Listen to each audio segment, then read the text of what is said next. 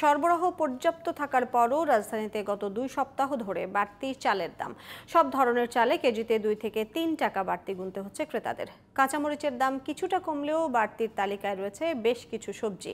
এদিকে মাছের বাজারে অস্থিরতা কমছেই না। জান্নাতুল ফেরদৌসের রিপোর্টে বিস্তারিত। দেশজুড়ে সাম্প্রতিক সহিংসতা ও নাশকতার কারণে অস্থির হয়ে ওঠে সবজির বাজার।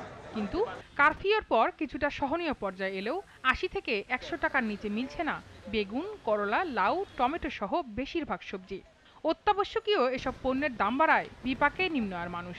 আর কিছু কিছু মালের দাম বেশি, যেমন এই কাঁচা কুমড়া 100 টাকা পিস কিনুন লাগে, লাউ হলো 80 টাকা পিস, বেগুন হলো 80 টাকা কেজি। কাঁচামরিচ আগে 2 দিন আগে ছিল 300-320 টাকা কেজি, এখন হচ্ছে 200 টাকা কেজি। আগের বাড়তি দামে বিক্রি হচ্ছে পেঁয়াজ, আদা রসুনের দামও কমেনি।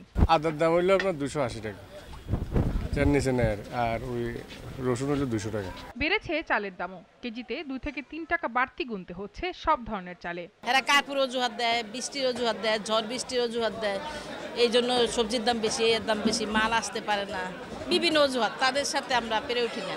ভরা মৌসুমেও সরবরাহ কম, তাই সপ্তাহের ব্যবধানে সব ধরনের মাছের কেজিতে বেড়েছে 50 থেকে 100 টাকা পর্যন্ত। সাধারণ ক্রেতার নাগালের বাইরে বিক্রি হচ্ছে ইলিশ। পাঁচ মিশালি 800 টাকা কেজি, আর গুড়া চিংড়ি 1000 টাকা কেজি, আর কাতল মাছ 500 টাকা কেজি।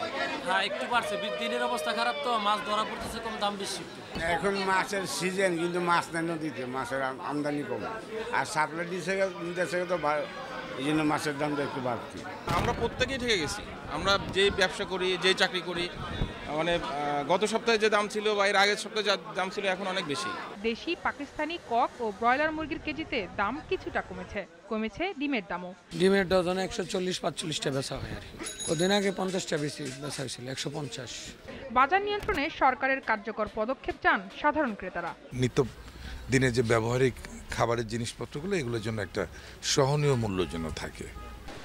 জান্নাতুল ফেরদৌসী, জিটিভি নিউজ, ঢাকা।